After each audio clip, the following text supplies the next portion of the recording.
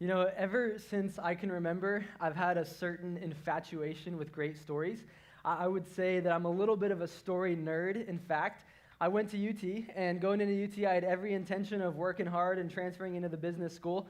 And then I had a night that changed my life, and I decided to transfer into the film school instead, which, as you can imagine, took a little convincing for my parents as they were helping me through school. But what happened was I was taking this elective credit to just check the box early on my freshman year. And I was taking this class, it was a media class, and one night we're focusing specifically on storytelling through film. And I thought, okay, I'm just going to go. It was like 6 to 9 p.m., just going to go, maybe take some notes, maybe just check out early. Like, I wasn't super interested in it. And then at one point, the professor starts to talk about how a cinematographer, the person who on a film set is kind of in charge of how the story is told through the camera lens, the cinematographer can make decisions about where to put the camera, like the camera angle, so it can be a low angle, a high angle, a wide shot, a close-up, and just in how they make these decisions, that they can influence how the audience or the viewer interprets the story or interprets what is happening inside of the character's life and their emotions. And I remember hearing this, and he gave a bunch of examples, and I was so in awe of it. For whatever reason, it struck me, and I was walking away that night through campus. It was completely dark. It was like 9:30 p.m., and I just thought to myself, I think I want to do something like that for the rest of my life. And so I applied for film school. I got denied. I applied again and got in the second time, thankfully. And my assumption is when you jump into film school that they're going to hand you a camera on day one, and they're going to say, here's how you turn it on, and here's how you do this, and here's how you do that. But I quickly discovered that film school was so much more about the why of storytelling versus the how of storytelling. In fact, it was about a year of film school before we even touched a camera, and we took classes like film history and narrative strategies and script writing and all these things.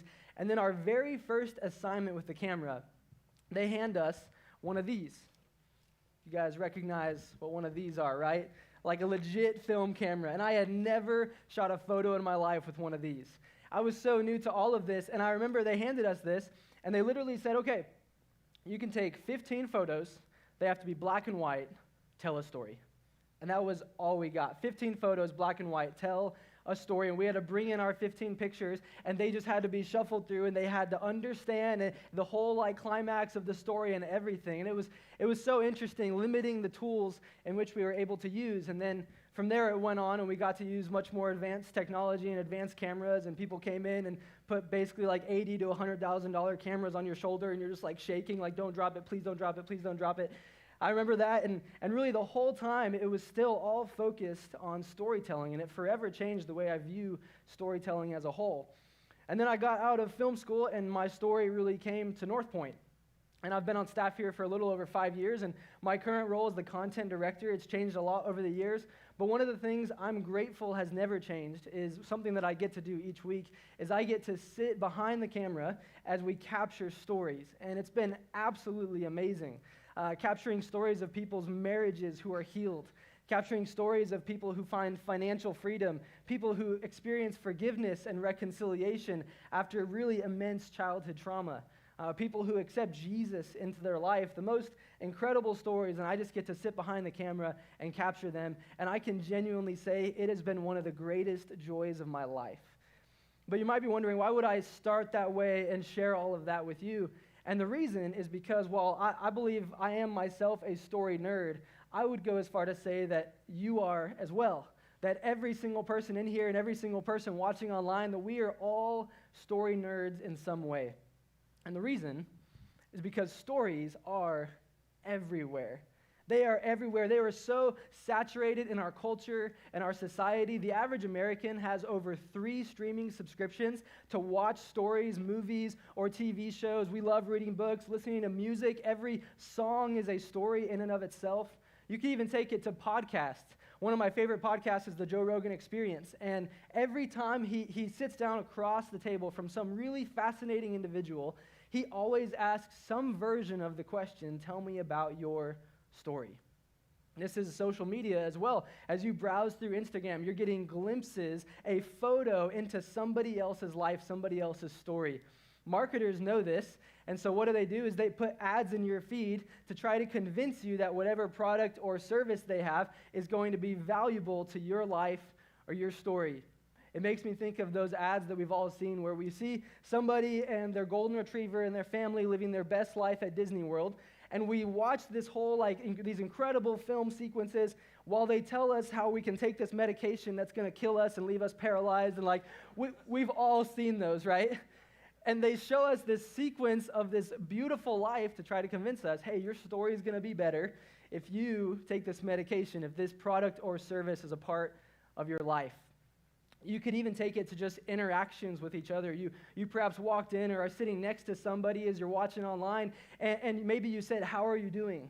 How's your marriage? How's work going? Or maybe you met somebody for the first time and said, what do you do? Essentially, some version of the question, tell me a little bit more about your story. Stories are everywhere. And at the core of every great story is something that we all desire in our life. It's emotional connection. Emotional connection. The best stories, the best movies are the ones in which either we look away because we don't want to know what happened and we're so freaked out, or it keeps us on the edge of our seat, or it's a book that we can't put down. What's funny about this is, even as I put up the two words, emotional connection, there could be a reaction in some of you where you think, well, I'm not a very emotional person. Well, chances are, the movies in which the main character is not a very emotional person, like some macho guy or tough girl, are probably the stories that you emotionally connect with the most. We all desire some sort of emotional connection because we all desire this in our life as well. One of the positive things for me that came out of the whole season of quarantine is, I've always avoided running like the plague because I just thought I'll do any other version of exercise other than running. And when everything closed down, I wanted to get out of the house, and so I started running a little bit, and I run really slow because my legs aren't very long, and so I kind of take in the scenery around me as I run. And I was running underneath Mopac on the pedestrian bridge, and every time I would run by this sticker, it would stick out to me. It's graffiti or it's a sticker or something like that, but you might have seen it before in Austin. It says, "Live a great story."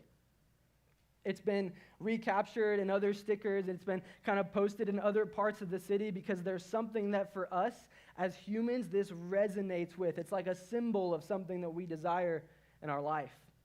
We've been saying throughout this series that we all go throughout life, and our life you could sum up as essentially a point A, all the way to a point B, when we're born to when we pass away. And somewhere along this line, we are asked the question, what do you want to be when you grow up? And I've never met somebody who has answered that question, I hope my marriage is tolerable. I hope, my kids leave and never come back. I hope I go bankrupt like 4 or 5 times, and man, if I could hate my job, that'd be fantastic, right? We typically don't answer that way. No, what do we have dreams, we have hopes, we have desires. We all want to live some version, it's different for all of us, but we want to live some version of a great story. That we want to get close to point B, and we want to look back on our life and say we lived a life with meaning and purpose, a life that is worth passing down for generation after generation, that we die and go to heaven one day and we hear the words, well done, good and faithful. We all desire somewhere in us to live a great story. It's why you came to church today. It's why perhaps you're watching online. It's why you fight for a healthier marriage. It's why you say sorry to your kids when you mess up. It's why you want a better life each and every day, because you want to live and share with those that come behind you that you lived a great story. But it begs the question that I think few of us typically look at and answer objectively, and this question is this, is what makes your story a great story?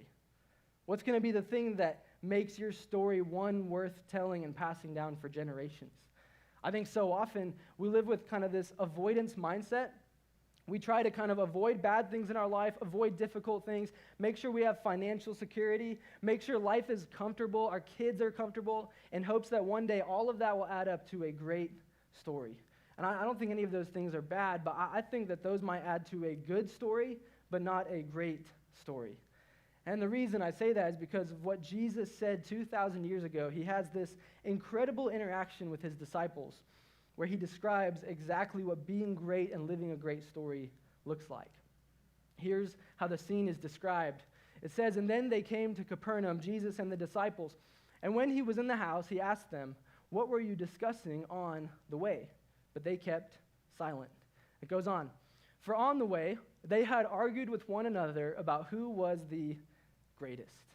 There's this scene where they're traveling to Capernaum, and in the first century context, the trails are really narrow because they weren't as widely traveled, and so most likely they're traveling in a single file line. And I kind of picture this telephone game going up and down the line of who's Jesus' favorite, who is the greatest. And the ironic thing is that just before this happened, Jesus had shared with them this very intimate moment in which he had explained what the end of his story was going to look like.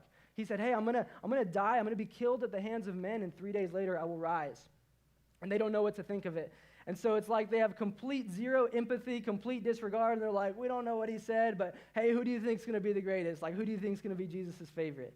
And they're arguing about this, and Jesus, maybe he's at the front of the line, I don't know, but he hears it. He asks this rhetorical question, what were you discussing on the way?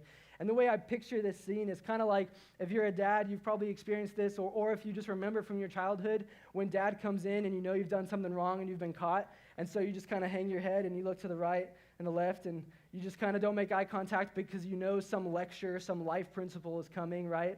Some of you are nodding your head like, yeah, maybe some elbows are being thrown by wives as well.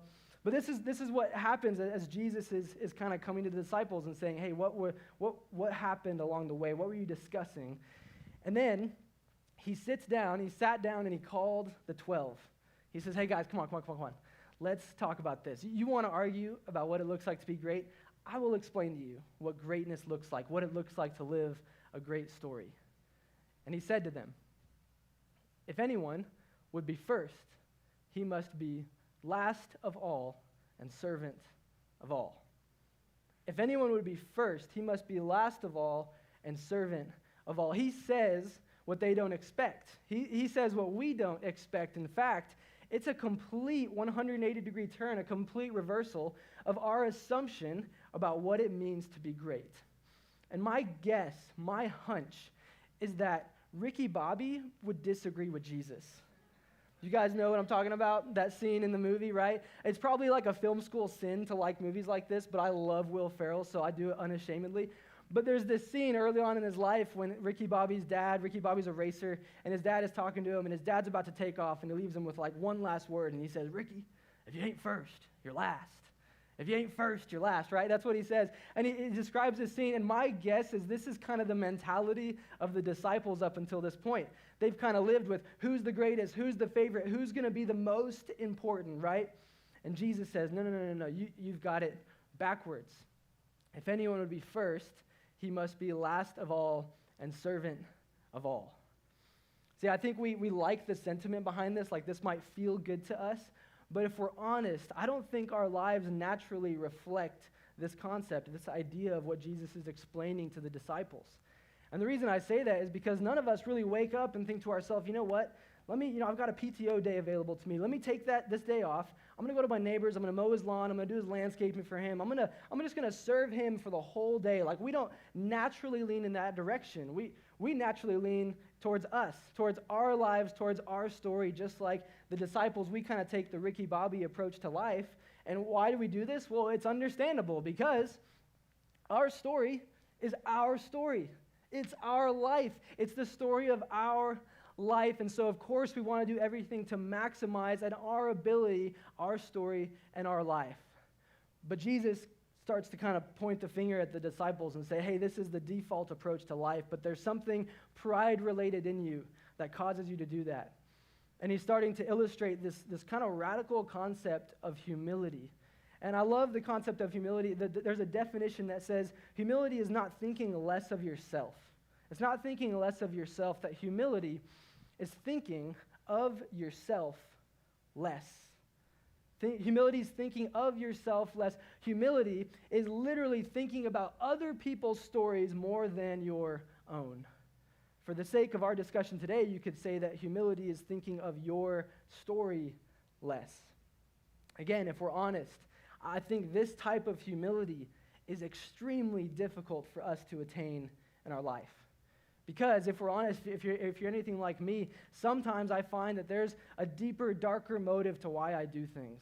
That there's some things that on the surface look like I'm helping, serving, loving other people.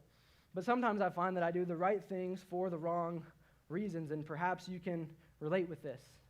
Because sometimes, isn't it true that we do things because it makes us look good? Or sometimes we do things because we don't want to be viewed as a selfish person. Or sometimes we do things because we are so afraid of not being needed by other people.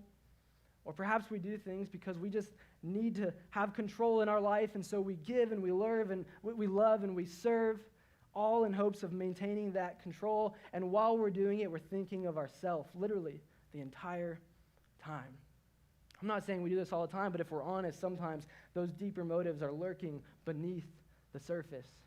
And Jesus knows this about the disciples, and he begins to poke at their pride and introduce this concept of humility.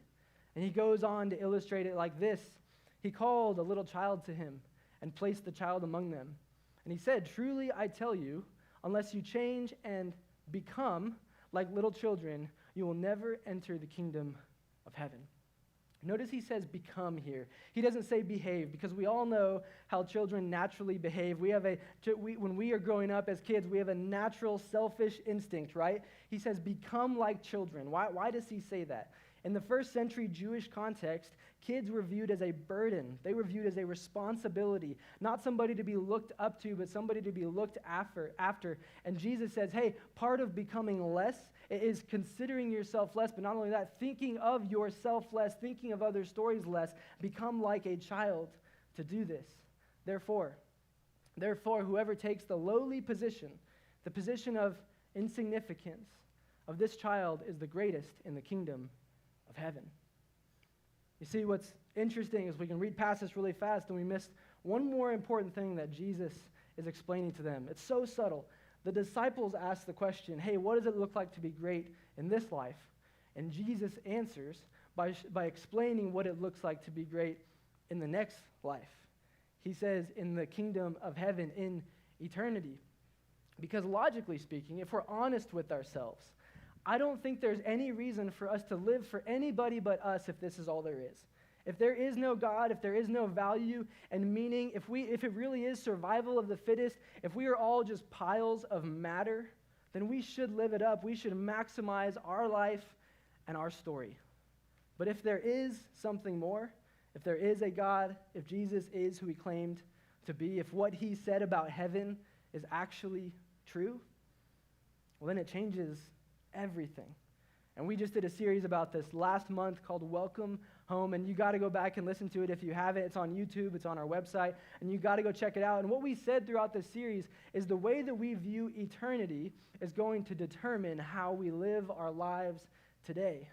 Because when we realize that this is not our home, this is not our permanent home, this life, and we begin to look at other people and see that they are valuable and they are made in the image of God, and we see that other people, this is not their home either, it causes us to live our lives differently. See, Jesus had a different frame of reference. The frame of reference for the disciples was finite. It was just this life. Jesus had an infinite frame of reference. And so, back to our original question, what makes your story a great story, a story worth telling? We can kind of summarize what Jesus says like this. If you want to live a great story, consider yours to be the least important one of all. I want you to sit with that for a second. If you want to live a great story, consider yours to be the least important one of all. So often we go throughout our life and we look at it as if it's just our point A to our point B. But the reality is what happens is we have so many of these intersection points with other people and other stories. We aren't the only ones that are impacted by our stories, and we aren't the only ones that are impacted by our regrets, our decisions that we make along the way. And Jesus is saying if you want to live a great life, it's not so much about what happens on your line, your A to B, but it's more about what happens in all of these intersection points and what you do in the lives of other people. See, perhaps the greatest part of your story, of your life, is going to be how you show up on a page, in the footnotes, in a chapter of somebody else's life. The greatest part of your story won't be what you do for you, but for what you do for other people. The greatest example of this that I've ever experienced in history is the story of Jesus. He not only talked the talk, but his life embodied this, the way he lived. He elevated the status of women and children when there was no status in the first century. He taught people to love their neighbors as themselves. He went on to say, you should love your enemies as well. It was this radical approach to others-focused thinking. And then what happens in the climax of the story of Jesus? Well, we all know. He's beaten, and he's tortured. And he's quiet the whole time because he's thinking of you, and he's thinking of me. And then he's hung on a cross, and he's killed by the hands of men, just like he said. In all of his divinity, he is killed by men, and as he's dying, he becomes less so that we can become great. The greatest act of humility and compassion, and the greatest example in history of what it means to live a great story. And so as you think about all this, and you think about where your story is currently at in relation to others, where do you perhaps need to begin making a shift and pouring your story into somebody else's? I read a question a little less than a year ago, and it was one of those questions that will forever change my life. It convicted me. It humbled me. It's going to stick with me forever. And I want to share it with you in hopes that it does the same thing for you as well. The question was posed by a guy named Bob Goff in his book, Dream Big. And here's what he says. He said, if God answered every one of your prayers, would it change anybody's life except your own? That's a tough question. If God answered every single one of your prayers, honestly, would anybody else's life change but yours? Maybe you're not a praying person. Maybe if all your dreams, your hopes, your desires came to be fulfilled, would anybody else's story be different but yours? If yes, then that's amazing.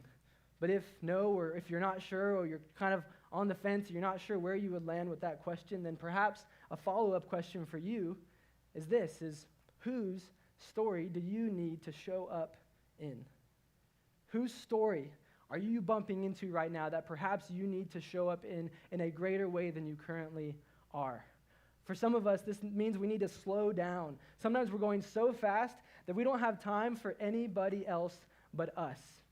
One of my favorite writers, John Mark Comer, he says it this way. He says that hurry and love are like oil and water. Oil and water don't mix, and in the same way, you cannot love others when you are always in a hurry because you're always focused on yourself. Perhaps you need to say no to something in your story so you have time to say yes to something in somebody else's life. Maybe this means you just need to pick up the phone and make a call.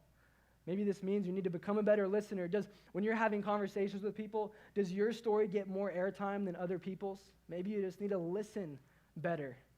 Perhaps this means you need to add somebody to your list of things that you are praying for. One of the greatest gifts that you can give your neighbors, your coworkers, the people around you, is just introducing them to the idea that Jesus and church can perhaps be relevant in their life. Maybe that's how you need to show up in somebody else's story. Maybe you're not sure. Maybe you just need to open your hands and go, God, I don't want to live for just myself. Will you show me how I can show up in someone else's life? And will you reveal that person to me? It's amazing what God does in our lives and our hearts when we begin to take our life and invest it into other people's. Honestly, it's why if you've been coming here for any time, you have heard us say before that, we want you to take a next step.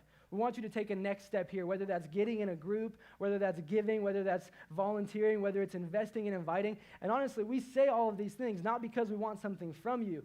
Genuinely, we want something for you. Because when you take these steps, it doesn't just change other people's life, it changes your life as well. One of the ones we talk about a lot is volunteering. And this one is particular to this topic. And I want to pause here for just a second because if you are a volunteer here at North Point, I just want you to know that you are doing exactly what Jesus talked about 2,000 years ago. If you're on guest services and you say welcome and you smile at people as they're walking in the door, you never know what people are carrying with them. You never know what's going on in their life and their story. And perhaps the smile that you give them is the very thing that's going to make a difference in their life and one day introduce them to the person of Jesus. If you serve with our Wombaland kiddos or our Upstreet kiddos, do you know you are introducing them to the idea that God is for them and that God loves them more than they'll ever know? And that is something they can hold on to for the rest of their life. If you serve with Transit or Inside Out, our middle school or high school students, do you know that you are helping them discover a faith of their own by creating a safe place for them to ask questions, to have a firm foundation to go on in life later on? If you serve in our community groups, do you know you're creating a space for authentic connection and spiritual growth, and that people's stories are literally changing inside of your home because of what you're doing? Honestly, genuinely, I just want to say thank you, thank you, thank you, thank you to any of you who serve and volunteer here at North Point for allowing your story to be a part of what God is doing and what the story that God is writing here at North Point. And honestly, if you're new or newish to North Point and you've been wondering what's next for me, then I would encourage you, I would challenge you, jump in, get a part of it, because it's not only something that changes other people's life, it drastically changes yours as well. And perhaps if you're coming back and re-engaging after COVID and you've kind of been on the fence, you're like, I don't know what I want to do, I would just encourage you, jump off the fence, get back in, get plugged in, because again, it's not just about other people, but it's about your story as well. You know, this one, volunteering for me, has played a pretty significant role in my life. About 4 or 5 years ago, I was roped into, I never really said yes to it, I don't think, but I was roped into being a small group leader with our Inside Out high school students. And I was very hesitant because it's a 4-year commitment. I mean, 4 years going from freshmen to seniors with them. It's a big commitment, but somehow I got roped into it and I showed up. I don't really remember how, but I show up, and honestly, genuinely, I can't believe how my story in my life was impacted throughout those 4 years. So many ups and downs, so many celebrations, so many difficult times. And each one of these guys had such an impact on me. But there's one in particular that impacted me, but not only that, he embodied so well what Jesus talked about 2,000 years ago. And his name was Miles Hutchison. This is a photo of Miles. And Miles was absolutely amazing. He was really funny, for one. I remember one year at boot camp, Jordan was talking about boot camp just not too long ago, and one year at boot camp, we have all of these guys, and night one, they're full of energy, and I don't know why we signed up for this, like 20 guys in one cabin with 2 adults. You know, they're sophomores, like, okay, that doesn't make any sense, but we're going to go for it. And we're finally riling them down. They're finally starting to go to sleep. And Miles' bunk was right next to mine. And I remember we turned the lights off, and they're like giggling and chuckling, and then finally we're like, okay, they're going to sleep. And then all of a sudden I hear some like rustling on the other side of the room, and I have a hunch. And so knowing that Miles' bunk was next to me, I lean over and I go, hey, Miles. And then from across the room, I hear, yeah. And he was all the way across, and he was messing with some other dude's stuff, and that's who Miles was. He was a jokester, he was hilarious, and I loved that about him. But not only that, Miles was a unique individual in just the way that he loved people. Miles always went first in our group. He always got vulnerable, and he shared what was going on in his life, good or bad. And honestly, the effect it had on the other guys was amazing. Because of Miles going first, other guys felt comfortable to jump in and share what was going on in their life. And oh my gosh, you would not believe what is going on in the lives of these high school students. And then when they would share something super tough, Miles would jump in and say, hey man, it's going to be okay. Hey man, thanks for sharing that. Hey man, I just want you to know you're not alone. He was absolutely incredible. And then after every single week, literally every single week, all the other guys had left, Miles would come up to me and he would shake my hand and say, and he was like really tall, so it'd be more like this. He would shake my hand and say, thank you so much for giving your time to be with this group. It was amazing. About 2.5 years ago when they were juniors, I got a phone call one morning, and it's a phone call I'll never forget, because the person on the other line told me that Miles got in a car accident and he passed away. It was surreal. It was shocking. And before that moment, Miles meant the world to me. It wasn't until after that moment that I understood how Miles meant the world to so many other people as well. We opened up North Point so that students could come and just be together and mourn and grieve and process together. And we put out this sheet of paper across the entire front of the stage, literally covered the entire thing. And we encouraged them, just as a part of processing, write down a story, write down an experience, write down something you loved about Miles. And then to see this entire stage get covered in stories and experiences of people who were impacted by his life people who he just passed in the hallway, and he would drop everything he was doing to say, hey, tell me about what's going on in your life. How are you doing?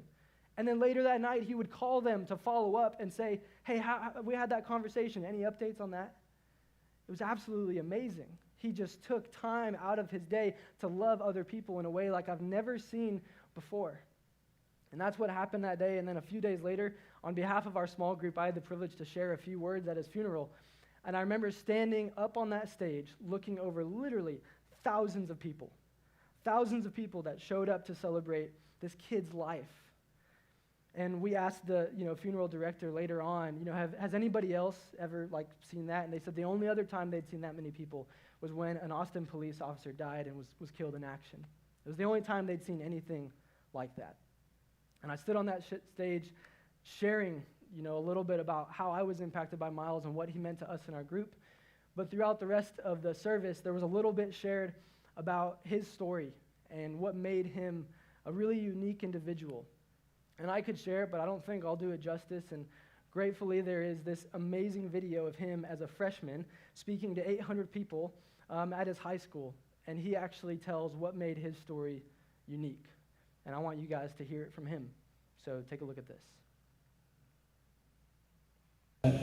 See, 6 years ago when I was in second grade, I was diagnosed with a very rare blood disease. And it was very rare and it was, very fatal. And, there was a slim chance I would make it.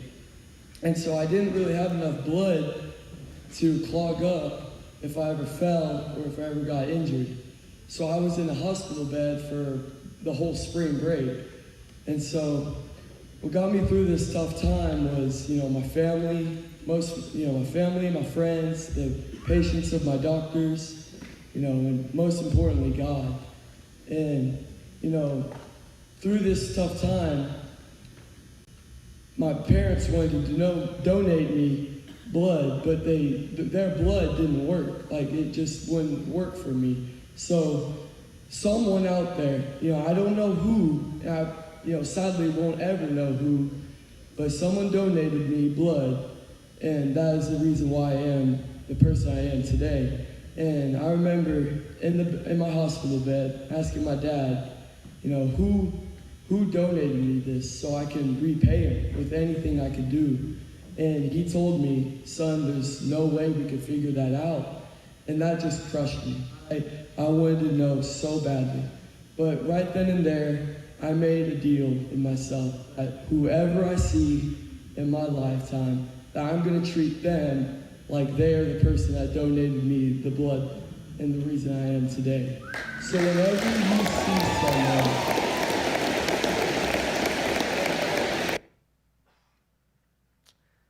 Miles made a deal with himself that whoever he came into contact with, he was going to treat them as if they were the person that donated him blood.